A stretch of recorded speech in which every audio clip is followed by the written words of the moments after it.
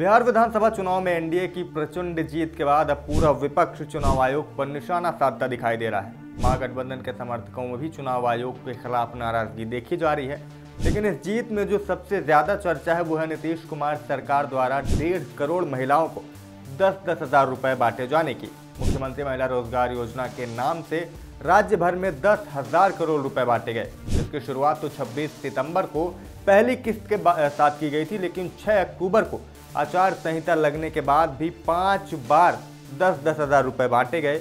एक किस्त तो चुनावों की घोषणा वाले दिन यानी आचार संहिता के ऐलान वाले दिन ही जारी की गई।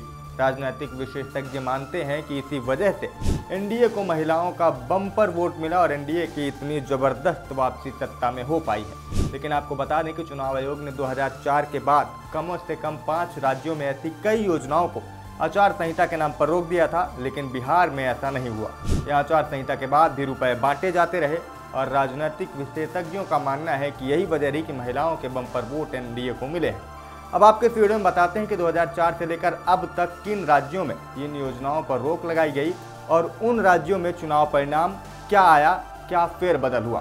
पहले बात कर लेते हैं राजस्थान की, जहां इंदिरा गांधी स्मार्टफोन योजना पर रोक लगाई गई थी। राजस्थान में कांग्रेस सरकार ने अक्टूबर 2023 में मुफ्त स्मार्टफोन बांटने के लिए इंदिरा गांधी स्मार्टफोन योजना लॉन्च की, जिसे चुनाव आयोग ने आचार संहिता का हवाला देकर रोक दिया था।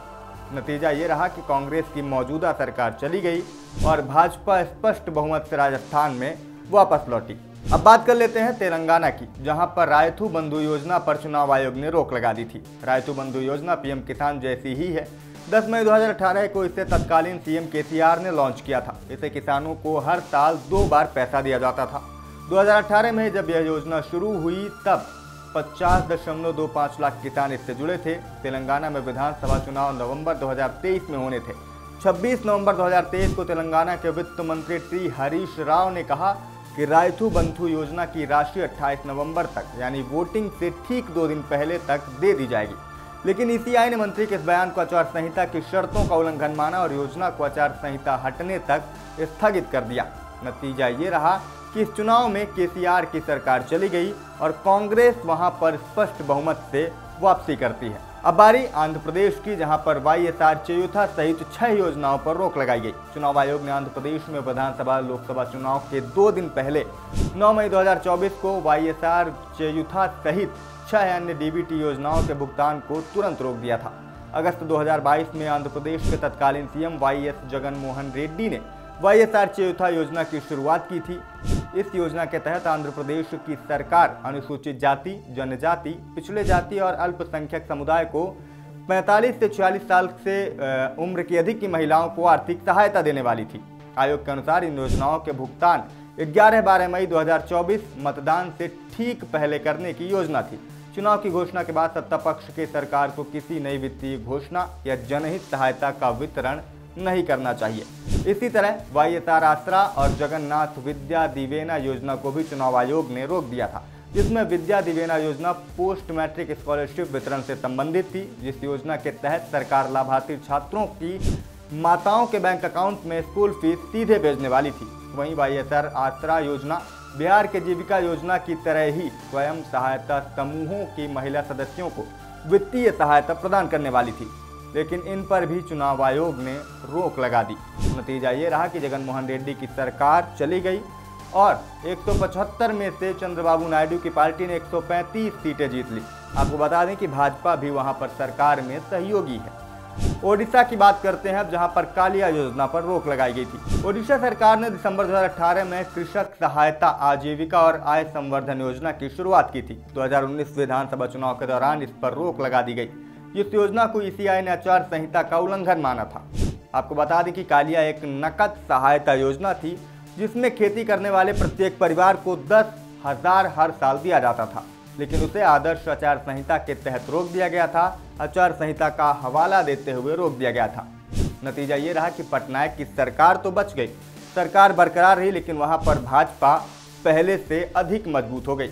मैं बात करें अगर तमिलनाडु की, तो यहाँ पर 2004 और 2011 में 2 योजनाएं रोकी गई थी। साल 2004 में लोकसभा चुनाव के ठीक पहले एआईएडीएमके कि सरकार बिजली बिल भुगतान की योजना लेकर आई। इसमें छोटे किसानों को बिजली बिल भुगतान के लिए भरपाई करने के लिए मनी ऑर्डर से पैसे भेजे जाते थे, लेकिन आयोग ने चुनाव आचार संहिता लागू होने के बाद मनी ऑर्डर के वितरण पर रोक लगा दी थी। साल 2006 में तमिलनाडु की डीएमके सरकार ने रंगीन टीवी बांटने की योजना बनाई। ये 5 साल तक चलती रही, लेकिन 2011 में चुनाव कार्यक्रम जारी होने के तुरंत बाद चुनाव आयोग ने जिला कलेक्टर्स को चुनाव समाप्त होने तक मुफ्त टीवी सेट बांटने पर रोक लगा दी थी। नतीजा ये रहा कि 2011 के विधानसभा चुनाव में AIADMK गठबंधन ने 234 सीटों से लगभग 203 सीटें जीत ली थी। अब बात उन राज्यों की जहां चुनाव आयोग ने ऐसा होने दिया, यानी कि योजनाओं पर रोक नहीं लगाई गई।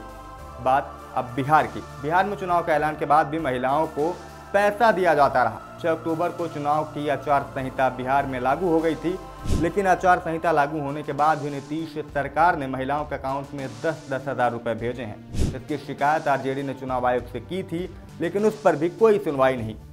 नतीजा ये रहा कि नीतीश सरकार 2/3 से ज़्यादा बहुमत से सरकार में वापस लौटी है। पहले से भी कहीं ज़्यादा सीटें जीती है और 243 में से 202 सीटों पर एनडीए की वापसी हुई है। और दूसरे नंबर पर है झारखंड, जहां पर वोटिंग से एक रात पहले मैया सम्मान योजना का पैसा भेजा गया था। झारखंड में विधानसभा चुनाव से ठीक 4 महीने पहले हेमंत सोरेन सरकार ने मैया सम्मान योजना की शुरुआत की। इसमें 18 से 50 साल तक की महिलाओं को 2500 रुपये हर महीने दिया जाता था। भाजपा ने आरोप लगाया कि वोटिंग की एक रात पहले तक सरकार ने चुपके से महिलाओं के अकाउंट में पैसा भेजा है। भाजपा ने इसकी लिखित शिकायत आयोग से की, लेकिन रोक नहीं लग सकी। नतीजा ये रहा कि हेमंत सोरेन की सरकार फिर रिपीट हुई। जेएमएम गठबंधन में 2/3 बहुमत से उन्होंने सरकार बनाई। तो ये थी उन राज्यों की बात जहां पर चुनाव आयोग ने रोक लगाई और उन 2 राज्यों में रोक नहीं लगाई जहां पर सरकारें रिपीट हुई। अब पॉलिटिकल विशेषज्ञों का व्यू आपको बता दें तो उनका मानना है कि इस योजना के बाद अगर एनडीए वहां पर 240 सीटें भी जीत जाती है तो भी इसे अनफेयर ही माना जाएगा। फिलहाल इस मुफ्त की रेवड़ियों वाली योजना पर और इन योजनाओं के तहत लड़े जाने वाले चुनाव पर आप क्या सोचते हैं, और बिहार चुनाव में जो परिणाम आए हैं उन पर आप क्या राय रखते हैं, कमेंट करके हमें ज़रूर बताएं। मेरा नाम शिवम द्विवेदी है। देखते रहें IBC 24 डिजिटल।